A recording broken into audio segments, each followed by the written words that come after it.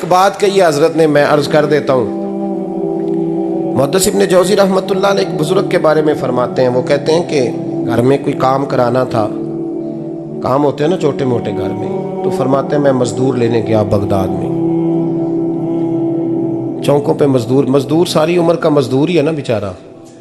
अमीर तो अमीरतर होता जा रहा है और गरीब गरीबतर हो रहा है। हमारे तो पीर भी लोगों को कह रहे हैं फ़कीर हो जाओ, खुद अमीर होते जाते हैं, खुद रोज़ बरोज़ अमीर हो रहे हैं, दुनिया को कह रहे हैं फ़कीर हो जाओ। तुम भी तो थोड़ा फ़क्र इख्तियार करो ना भाई, जो दर्स दे रहे हो। इल्ला माशाअल्लाह, सबकी बात नहीं करता।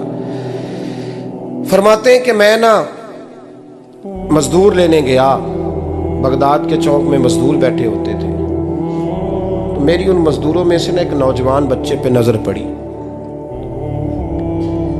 बड़ा कमज़ोर सा वजूद था, लेकिन चेहरे पर इबादत का निशान था। माथा बताता था कि नमाज का बड़ा ख्याल रखता है। मैं उसके करीब गया। चेहरे भी बड़ा कुछ बताते हैं ना, चेहरों में भी बड़ी रानाई होती है। फरमाते हैं मैं करीब गया, मैंने उसको कहा बेटे मज़दूरी करोगे? तो कहने लगा मज़दूरों में बैठा हूँ तो हुज़ूर मज़दूरी के लिए ही तो बैठा हूँ। तो मैंने कहा कि चलो फिर। कहने लगा नहीं, मेरी कुछ शर्तें। मैंने कहा बताओ? कहने लगा पहली शर्त यह है कि लोग 4 दिनार दिहाड़ी लेते हैं, मैं 3 दिनार लूँगा। मैंने कहा यार भाई तो बड़ी बेहतरीन है, बाकी भी इस तरह की रख ले। उसने कहा हुज़ूर दूसरी शर्त यह है कि मैं आपकी मुकम्मल बात मानूंगा, लेकिन जब अज़ान हो जाएगी फिर आपकी नहीं सुनूंगा। तीसरी बात उसने ये की कि हुज़ूर मैं आपके घर में काम करूंगा पर आपके किसी सवाल का जवाब नहीं दूंगा।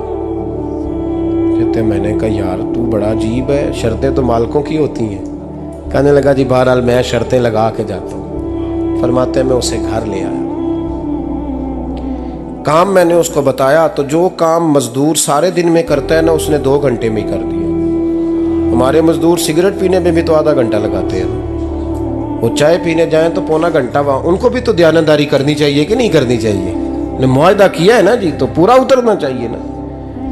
कहते 2 घंटे में। अब काम जब बंदा शुरू कराता है तो काम और निकल आता है। कहते काम मैंने उसको और बता दिया, वो करने लगा। उसने मिट्टी निकाल के रखी थी बाहर रास्ते में, तो अजान हो गई जोर की।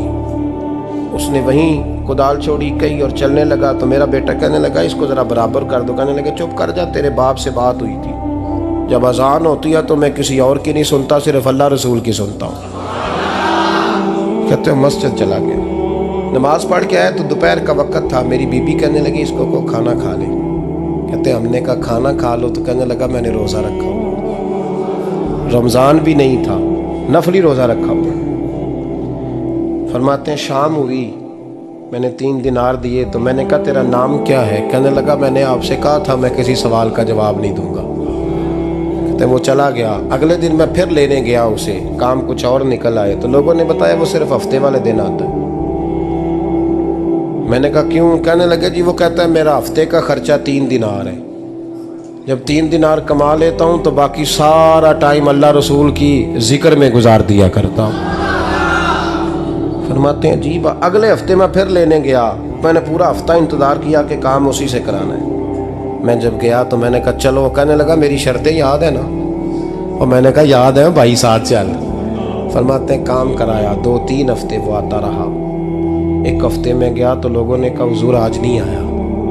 क्यों? कहने लगे बीमार हो गए। कहाँ घर है? कहने लगे बगदाद के कब्रिस्तान के पीछे जो कच्ची आबादी है उसमें रहता है। फरमाते मैं गया, दरवाजे पे दस्तक दी तो कहने लगा हुजूर आप हैं? दरवाज़ा खुला है, आ जाइए। फरमाते मैं अंदर गया तो मैंने कहा तुम्हें कैसे पता चला मैं आया हूँ? कहने लगा हुजूर अल्लाह वाले हो, आप नहीं आना था, वरना अमीर तो गरीबों का पता लेने कोई नहीं आते। कहते मैं करीब गया तो कहने लगा मैं आपका इंतज़ार कर रहा था, तेज़ बुखार है, तप रहा। जेब से कुछ पैसे निकाले, कहने लगा ये पैसे रख लें। एक अंगूठी निकाली, कहने लगा हुजूर आज रात को मेरा इंतकाल हो जाएगा, इन पैसों का कफन खरीद के सुबह जनाजा पढ़ के मुझे दफन कर देना, और जब दफन करो तो ये अंगूठी लेके असर के बाद हारून रशीद के पास जाना। आप उसे कहना मैंने मिलना है पर वो आपको टाइम नहीं देगा। आप उसको आवाज़ दीजिएगा कि तेरी एक अमानत है मेरे पास, फिर वो आपसे मिलेगा तो अंगूठी दे दें, फिर आप मेरी तरफ से फारिग हैं। हज़रत फरमाने लगे तेरा नाम? और कहने लगा हुजूर वक़्त थोड़ा है, आज रात मैंने जाना है, बड़ी लंबी माफ़ी मांगनी है रब करीम से, अगर मुनासिब समझे तो मुझे अपने रब से तन्हाई कर दे दें। फरमाते हैं मैं आ गया, पर उसकी बातों ने मुझे सारी रात सोने नहीं दिया। फरमाते हैं सुबह बड़ी मुश्किल से सूरज निकला, मैं गया, दरवाजे पे हाथ रखा तो दरवाज़ा खुला हुआ था। अंदर दाखिल हुआ तो खुशबुएं मेरा इस्तकबाल कर रही थी। जब चेहरे से कपड़ा हटाया तो उसका तो इंतकाल हो चुका, इंतकाल हो चुका, ऐसे है जैसे किसी का दीदार करके सोया। कहते मैं तो 2 आदमी ले गया था जनाजे पे, पर पता नहीं दुनिया किधर किधर से आई, कहाँ कहाँ से। अखां जदों मीटियां जमाना मैनू रोवेगा, अपना ते अपना बेगाना मैनू रोवेगा। फरमाते हैं मैं तो 2 बंदे ले गया था, पर पता नहीं मखलूक कहाँ कहाँ से आई। जनाजा पड़ा, दफन किया।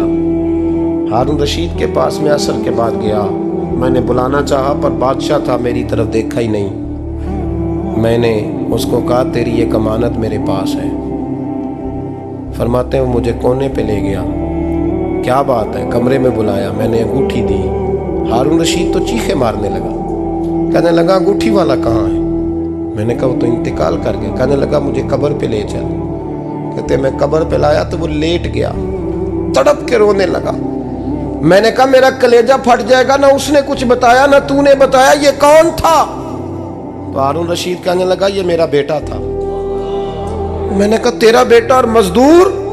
कहने लगा हुजूर ये हजरत दाऊद ताई के पास बैठा करता था, उनका मुरीद था, मुझे रोज कहता था अब्बा तूने बड़ी दुनिया इकट्ठी कर ली है, मरते वक्त तुझसे टांगे समेटी नहीं जाएंगी, इतना हिसाब नहीं तू दे सकेगा। मैं इसको समझा देता, इसकी अम्मा समझा देती। ये रोज हमें कहता छोड़ दो, आ जाओ अल्लाह रसूल की बारगाह में झुक जाएं, हम समझ। एक दिन ये चला गया, कहने लगा फिर तुम्हारा रास्ता और है और मेरा रास्ता और है। ये सोने की अंगूठी गलती से इसके पास रह गई थी, गलती से हीरे की अंगूठी चली गई। कहने लगा देखो मेरे बेटे ने आज वो भी वापस कर दी है। फिर तड़प के कहने लगा हारून रशीद था तो ये मेरा बेटा, पर मेरा मुर्शद निकला, मेरा पीर निकला। भाई जिंदगी तो बड़ी थोड़ी है ना। बाबा साहब ने कहा था उठ फरीदा सुत्या, और दाढ़ी आ गया ही पूर, अग्गा नेड़े आ गया, पिछा रह गया ही दूर। उठ फरीदा सुत्या खलकत वेखन जा, मते कोई मिल जाई बख्शिया ते तू ही बख्शिया जा।